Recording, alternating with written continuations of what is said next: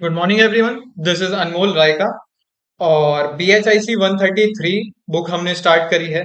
उसका यूनिट 17 में स्टार्ट कर रहा हूँ, क्योंकि थीम 4 जो लास्ट थीम है मैं वहां से शुरू कर रहा हूँ, और उसकी सबसे स्मॉलेस्ट यूनिट है यूनिट 17। अब यूनिट 17 की खासियत ये है कि इसमें टॉपिक्स तो वैसे नॉर्मली जैसे जितने होते हैं हर यूनिट में उतने हैं, बट प्रीवियस ईयर के पैटर्न को अगर मैं देखूं तो क्वेश्चन सिर्फ दो टॉपिक से आ रहे हैं। एक तो मुगल आर्किटेक्चर और दूसरा है Mughal school of painting. Mughal school of painting जो है वो नेक्स्ट वीडियो में करेंगे।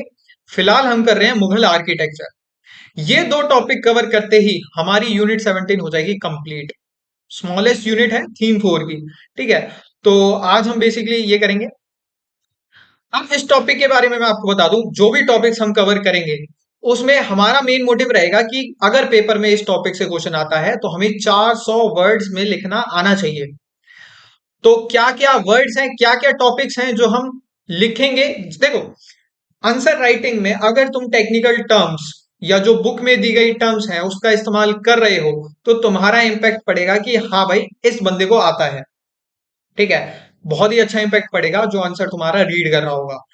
तो कुछ टेक्निकल टर्म्स का मैं तुम्हें खास तौर से ध्यान दूंगा। देखो, सबसे पहले होता है किसी भी क्वेश्चन को अगर तुम लिखते हो ना, तो उसमें सब हेडिंग्स होनी चाहिए, पॉइंट्स में आंसर होना चाहिए, क्योंकि हर पॉइंट किसी ना किसी बात को कह रहा होगा।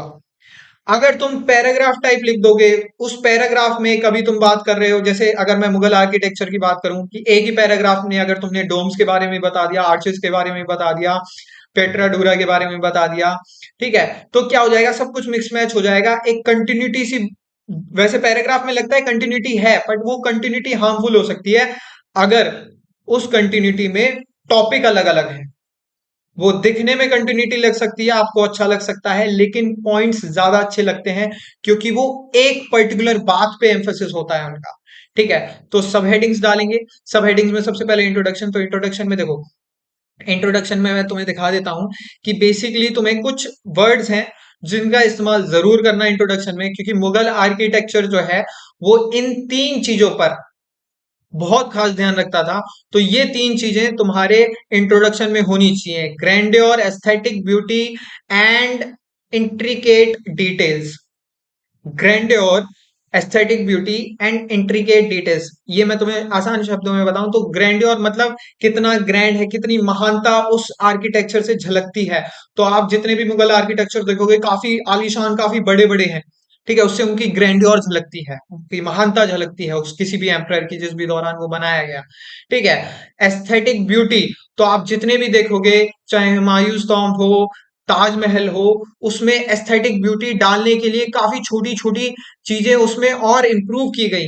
जैसे कि extensive use of white marble आपको दिखेगा किसमें, ताजमहल में। Extensive use of red sandstone दिखेगा किसमें, हुमायूं टॉम्ब में। क्यों? क्योंकि वो उसको ड्यूरेबिल, देखो ये मार्बल्स जो है वो ड्यूरेबिलिटी तो प्रोवाइड कर ही रहे थे, लेकिन आप कौन सा मार्बल यूज कर रहे हो हाई क्वालिटी का, वो ये भी डिपेंड करता है कि भाई एस्थेटिक क्वालिटी कितनी वो एड ऑन कर रहा है उस बिल्डिंग में। ठीक है, तो व्हाइट मार्बल की वजह से ताजमहल बहुत सुंदर लगता है। ठीक है, हुमायूं टॉम्ब उस रेड सैंडस्टोन की वजह से एक अलग पिक्चर दिखती है उसकी, है ना। इंट्रीगेट डिटेल्स, अब इंट्रीगेट डिटेल्स में आप देखोगे कि बारीक से बारीक काम भी उसमें किया गया है, जैसे कैलीग्राफी। उस आप देखोगे, जैसे मैं आपको कुछ पिक्चर्स दिखाऊंगा, जैसे यहाँ डेकोरेटिव एलिमेंट्स में आपको कैलीग्राफी दिख जाएगी, है ना। तो काफी बारीक काम है ये, है ना। इस बारीक काम को भी किया जाता था मुगल आर्किटेक्चर के दौरान पे। ठीक है, और इससे आप जानते ही हो कि कितना इम्पैक्ट पड़ता है कैलीग्राफी का, है ना, कितना सुंदर दिखता है उसकी वजह से। ठीक है, ये फ्लोरल पैटर्न्स आपको दिखेंगे, ये भी इंट्रिकेट डिटेल्स का एक एग्जांपल है। ठीक है, तो इन तीन चीजों पे खास तौर से ध्यान दिया जाता था, और आप तो जानते ही हो जितने भी अमीर लोग हैं वो इंट्रिकेट डिटेल्स पे काफी ध्यान रखते हैं, एस्थेटिक सेंस, क्योंकि इंट्रिकेट डिटेल्स में बहुत छुपी होती है। ठीक है, तो इन तीन चीज के बारे में आप इंट्रोडक्शन में लिखोगे कि बहुत ही ज्यादा इन चीजों का खास ध्यान दिया गया। उसके अलावा तीन यूनिक स्टाइल्स का ब्लेंड था। ब्लेंड मतलब मिक्सचर एक तरीके से। तो किन तीन स्टाइल्स का ब्लेंड था? एक तो था इंडियन स्टाइल, एक इस्लामिक ट्रेडिशन और एक पर्शियन स्टाइल। इन तीनों का यूनिक ब्लेंड दिखेगा आपको किसके अंदर, मुगल आर्किटेक्चर के अंदर। ठीक है। फिर आप थोड़ी सी एक लाइन उसको उसकी महानता को दर्शाने के लिए कि most iconic and enduring monuments जो है इंडिया में, इंडियन सब कॉन्टिनेंट में उस दौरान पे बनाए गए। Most iconic Taj Mahal 7 wonders of the world में से एक है, उसी दौरान बनाया गया। ठीक है, तो most iconic and enduring monuments हैं। ठीक है, फिर नेक्स्ट हम टॉपिक पे आते हैं, सिमिट्री एंड प्रिसीजन। अब सिमिट्री एंड प्रिसीजन का खास तौर से मुगल आर्किटेक्चर में ध्यान दिया जाता था। अब इसके बारे में आपको ज्यादा लिखने की जरूरत नहीं है। सिमिट्री क्या है, बेसिकली आपको पता ही है, आप बचपन से पढ़ते आ रहे हो। सिमिट्री क्या है कि किसी भी शेप, ज्योमेट्रिकल शेप को अगर आप किसी एक्सिस, सेंट्रल एक्सिस से डिवाइड करते हो, तो लेफ्ट इमेज राइट इमेज का एक, सॉरी, लेफ्ट हैंड साइड जो है राइट हैंड साइड का मिरर इमेज दिखेगा। फॉर एग्जाम्पल मेरे जो हाथ हैं वो एक दूसरे को कवर कर रहे हैं। ठीक है, सिमेट्री की एक खास बात ये भी होती है कि अगर आप एक को दूसरे के ऊपर रखोगे तो वो एकदम उसको ढक लेगा। फिर वो चाहे ऊपर से देखो चाहे नीचे से देखो, वो ढका हुआ ही लगेगा। ठीक है, तो सिमेट्री जो है वो देखने को मिलती है सेंट्रल एक्सिस के अराउंड जो है वो बिल्डिंग्स को बनाया जाता था। ठीक है, symmetry and precise geometrical forms होती थी। ठीक है, उसके अलावा अलोंग अ सेंट्रल एक्सिस उसको बनाया जाता था बैलेंस्ड और हार्मोनियस विजुअल इफेक्ट्स की वजह से। ठीक है। अच्छा, फॉर्मल गार्डन्स, अब क्या है, गार्डन्स को भी इसी तरीके से बनाया जाता था। देखो, सिमेट्री में हमने दो बातें करी, बैलेंस डिजाइन मतलब वो बिल्डिंग की बात कर रहा है। सेकेंडली फॉर्मल गार्डन मतलब वो गार्डन्स की बात कर रहा है कि गार्डन्स में चार बाग सिस्टम बनाया जाता था, कि मतलब क्वार्टर्स में बांट दिया जाता था। ठीक है, और उन क्वार्टर्स के अराउंड वाटर चैनल्स घूम रहे होते, मतलब पानी के छोटे छोटे ऐसे चैनल्स होते थे। ठीक है, जिससे जो कि सिंबलाइज करता था इस्लामिक पैराडाइज को, यानी कि जन्नत जिसे कहते हैं। ठीक है, उसके अलावा यूज ऑफ डोम्स। अब आप कहोगे डोम्स में सर हम क्या लाइनें लिख सकते हैं, तो डोम्स में क्या है कि यू कैन से कि एक ड्रम के ऊपर डोम को ऐसा लगता था कि एक ड्रम लाइक स्ट्रक्चर के ऊपर एक ताज रखा जा रहा है गुम्बद की शेप में। तो it look like crown on A drum shaped architectural structure. ठीक है, जो आर्किटेक्चरल स्ट्रक्चर होता था वो ड्रम शेप का होता था, उसके ऊपर एक क्राउन की तरह गुम्बद को रखा जाता था। ठीक है, जो कि ग्रैंडियोर शो करता था। देन अगेन, ग्रैंडियोर शब्द का बहुत इंपॉर्टेंट रोल है डोम्स के अंदर। ठीक है, ग्रैंडियोर शब्द जरूर लिखना क्योंकि ग्रैंडियोर शो कर रहा है। फिर आर्चेज में अगर मैं बात करूं तो आर्चेज ग्रैंडियोर भी शो कर रहे हैं, एंड जो उसका एस्थेटिक लुक है उसको भी एनहेंस कर रहे हैं। अब आर्चेस के बारे में आपको खास तौर से ये जरूर लिखना है, फोर सेंटर्ड होता था आर्च। फोर सेंटर्ड कैसा, कि भाई एक सेंटर इस तरफ है और एक बड़ी आर्क बनाई जा रही है, इस पॉइंट पर अगर मैं सेंटर रखूं तो आर्च बन रही है ऐसे, आर्क। ठीक है, उसके बाद इस पॉइंट पर अगर मैं सेंटर रखूं तो एक आर्क ऐसे बन रही है। ठीक है, कंपास अगर आप लोगे यहाँ पे सेंटर तो एक आर्क ऐसे बन रही है, यहाँ पे सेंटर रखा तो एक आर्क ऐसे बन रही है। ठीक है, उसके अलावा एक छोटी आर्क बन रही है यहाँ पे सेंटर रखने पे, यहाँ पे सेंटर रखने पे एक छोटी आर्क बन रही है, देखो यहाँ पे एक छोटी आर्क बन रही है। ऐसे यहाँ पे सेंटर रखा तो एक छोटी आर्क यहाँ पे बन रही है। ठीक है, तो दो बड़ी आर्क और दो छोटी आर्क, चार आर्क बनी चार सेंटर रखने पे, तो फोर सेंटर्ड आर्क्स होती थी। ठीक है, इसका काफी एस्थेटिक अपील होता था। ठीक है, और इसी पर कैलीग्राफी और फ्लोरल पैटर्न्स वगैरह खास तौर से बनाए जाते थे। ठीक है, तो ये एस्थेटिक अपील था, इसका पूरा जो रीजन था इसके पीछे का वो एस्थेटिक अपील था। फिर डेकोरेटिव एलिमेंट्स मैंने आपको पहले भी कहा था, पेट्राडूरा, पेट्राडूरा, हाँ ये वर्ड का आपको खास तौर से ध्यान रखना है कि inlay of semi precious stones into marble, inlay of semi precious stones into marble create intricate floral and geometric patterns. देखो क्या है, मार्बल के अंदर सेमी प्रेशियस स्टोन्स को इस तरीके से डाला, इस तरीके से बनाया जाता था कि वो फ्लोरल पैटर्न्स बनते थे उससे, या ज्योमेट्रिकल शेप्स बनती थी उनसे। ठीक है, और इस टेक्निक का आपको प्रोमिनेंट यूज मिल जाएगा ताजमहल के अंदर। अब पेट्राडूरा तो ये हो गया फ्लोरल पैटर्न्स और geometrical shapes using semi precious stones. ठीक है, उसके अलावा कैलीग्राफी भी क्या है, डेकोरेशन के ही काम आती थी। अब कैलीग्राफी में आप ये चीज जरूर लिखना कि कुरान के वर्सेस, मतलब कुरान में जो चीज बातें कही गई हैं उसी को इन बिल्डिंग्स के ऊपर ये आर्चेस जो है उनमें लिखा जाता था। और उसके अलावा कभी कभार राजा की जो तारीफें हैं, जो प्रेजेस हैं, उनको भी इस पे लिखा जाता था। ठीक है। अब बात करते हैं मटेरियल एंड टेक्निक्स। तो मटेरियल आप देखोगे, सबसे पहले तो मार्बल की ही बात कर लेते हैं। हाई क्वालिटी मार्बल का इस्तेमाल होता था। व्हाइट मार्बल आपको ताजमहल में देखने को मिलेगा और रेड सैंडस्टोन आपको हुमायूं टॉम्ब में देखने को मिलेगा। तो इन दो का काफी यूज किया गया है। इनकी ड्यूरेबिलिटी भी अच्छी होती थी, यानी कि लंबे समय तक चलते थे। ठीक है। और एस्थेटिक क्वालिटी भी इनकी काफी अच्छी होती थी। उसके अलावा कंस्ट्रक्शन टेक्निक्स में अगर उनके देखें कि हम क्या बढ़ोतरी थी, तो मोर्टार का यूज होने लग गया। अब मोर्टार क्या है? मोर्टार के दो मतलब होते हैं, एक तो आर्मी में यूज होता है, ठीक है, वो अलग चीज है। बट हम यहाँ पे आर्किटेक्चर में बात कर रहे हैं, तो ये एक तरीके का मिक्सचर होता था सैंड का, पानी का और सीमेंट का। तो बेसिकली इन तीनों का मिक्सचर होता था और ये shiny surface, smooth surface provide करता था। ठीक है। एक तो मोर्टार हो गया और दूसरा हो गया प्लास्टर। इन दो का आपको यूज मिलेगा आर्किटेक्चर में, मुगल आर्किटेक्चर में बेसिकली। ठीक है। स्मूथ सरफेस प्रोवाइड करता था। देन अगेन यहाँ पे बात कर रहे हैं ये डेकोरेशन में काफी हेल्प करता था ये दो चीज, मोर्टार और सीम ओ प्लास्टर। ठीक है। देन हम बात करते हैं स्ट्रक्चरल इनोवेशन। अभी तक हम बात कर रहे हैं कि वो क्या क्या मतलब फीचर्स थे, सिमेट्री थी, डोम्स थे, आर्चेस थे, डेकोरेटिव एलिमेंट्स थे, मटेरियल्स ये था, टेक्निक ये थी। ठीक है। बट अब बात कर रहे हैं क्या उन्होंने कुछ इनोवेशन भी इसमें लाए थे या सेम उनका डिजाइन रहा? तो हम कहेंगे हाँ भाई, इनोवेशन भी उन्होंने करी। क्या इनोवेशन करी? उन्होंने डबल डोम्स का इस्तेमाल किया। डबल डोम्स यानी कि एक डोम तो होगा ही, उसके ऊपर एक और डोम होगा। अब देखो, अब बाहर से आप देखोगे तो ये जो बड़ा वाला डोम है हमें वो दिखता है, अंदर वाला छोटा डोम नहीं दिखेगा।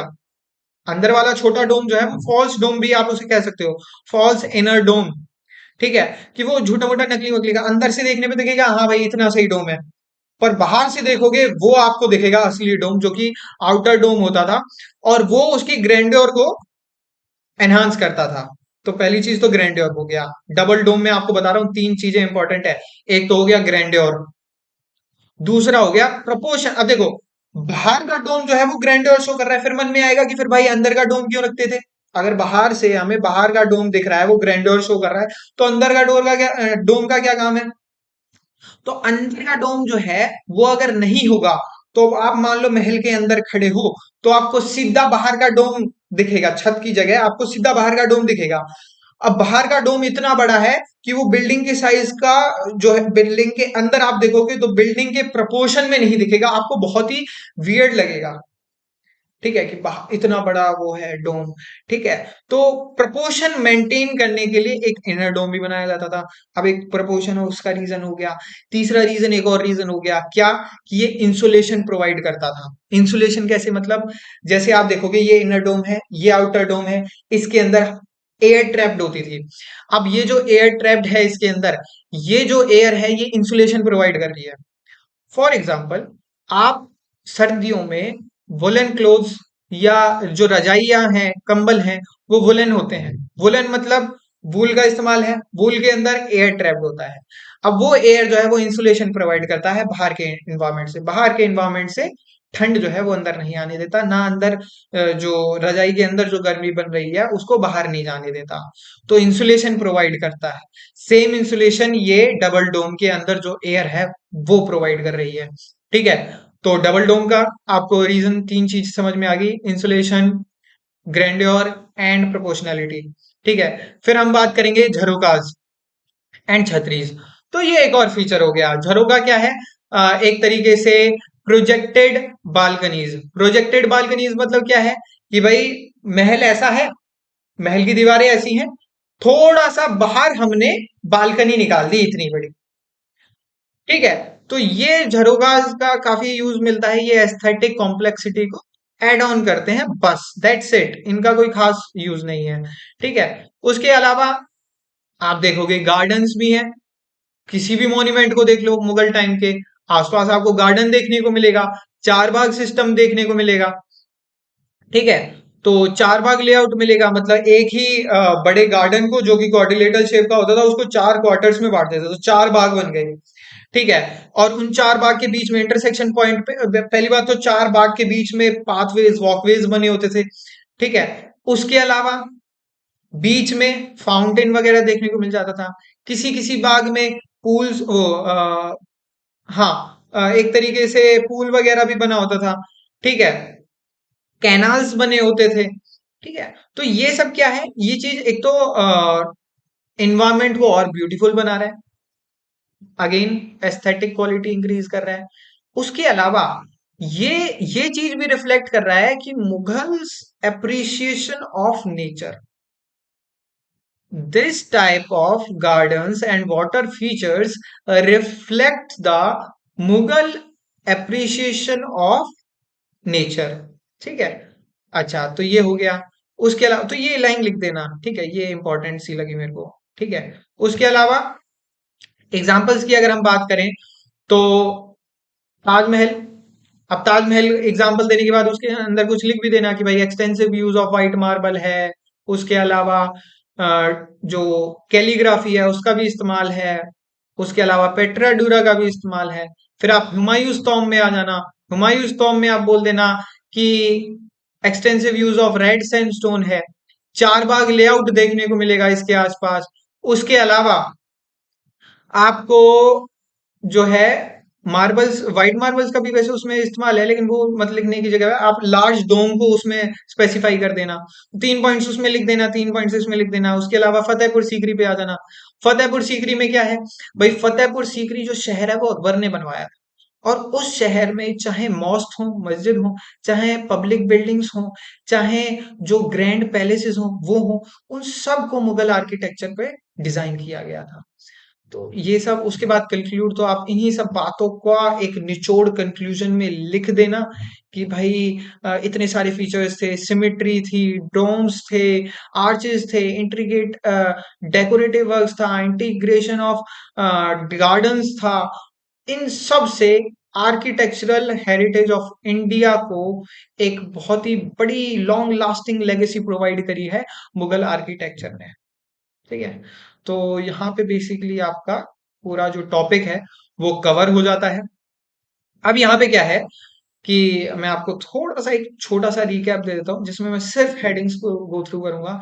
इंट्रोडक्शन में आपको तीन चीजें लिखनी है, एक तो ग्रैंड्योर, एक एस्थेटिक क्वालिटी, और एक इंट्रीगेट डिटेल्स, बारीक से बारीक डिटेल्स। इन तीन चीज का एक कैरेक्टरिस्टिक फीचर्स हैं मुगल आर्किटेक्चर के। उसके अलावा तीन स्टाइल्स का यूनिक ब्लेंड है मुगल आर्किटेक्चरल में, एक तो पर्शियन स्टाइल, एक इंडियन स्टाइल, और एक इस्लामिक ट्रेडिशंस। ठीक है। उसके अलावा इंट्रोडक्शन खत्म करने के बाद, अच्छा, इंट्रोडक्शन में एक लाइन थोड़ा उनकी तारीफ के बारे में ये लिख देना कि मुगल आर्किटेक्चर ने हमें most iconic and durable architectural buildings provide करी हैं, मॉन्यूमेंट्स प्रोवाइड करे हैं मुगल आर्किटेक्चर ने।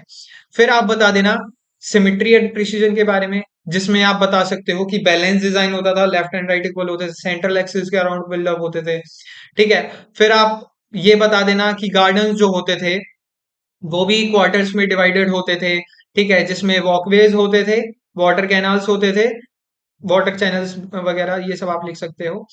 फिर आप use of domes and arches, domes के बारे में आप बता देना कि ड्रम के ऊपर एक क्राउन की तरह डोम जो है वो लगता था। ठीक है, जो कि ग्रैंड्योर शो करता था। आर्चेस के बारे में आप बता सकते हो कि वो ग्रैंड्योर भी शो कर रहे हैं, एस्थेटिक क्वालिटी भी, स्टाइल को भी एनहेंस कर रहे हैं। ठीक है। आर्चेज में क्या है, फोर सेंटर्ड आर्चेज होते थे। ठीक है, वो क्या है वो मैं आपको बता चुका हूं, है ना।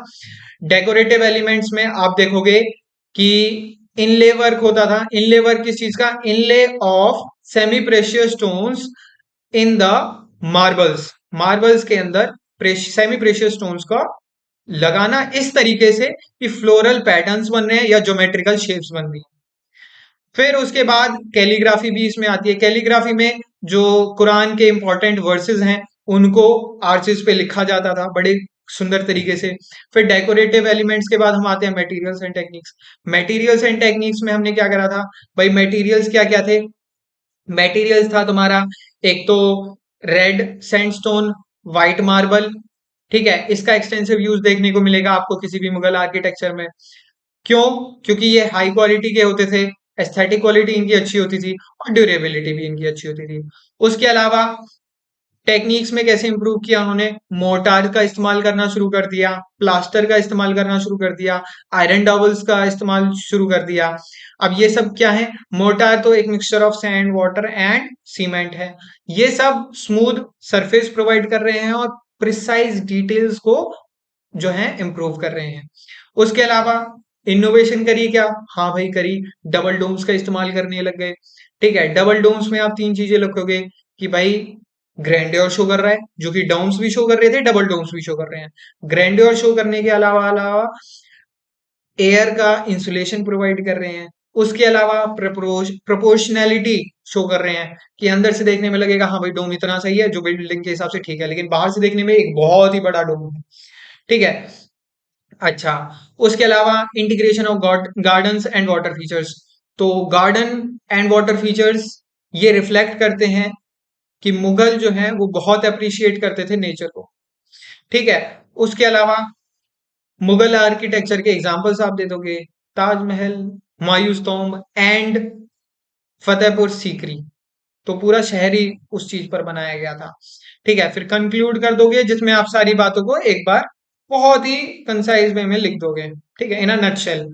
ठीक है, so that's it for today's video. I hope आप सभी को सारे टॉपिक्स मतलब जो सब हेडिंग्स हैं वो समझ में आई होंगी। और मुगल आर्किटेक्चर के अगर कैरेक्टरिस्टिक्स फीचर्स के बारे में पूछा जाए तो आप आराम से 400 वर्ड्स का आंसर लिख सकते हो। ठीक है, नेक्स्ट टॉपिक हम कवर करेंगे मुगल स्कूल ऑफ पेंटिंग। ठीक है, thank you and have a nice day.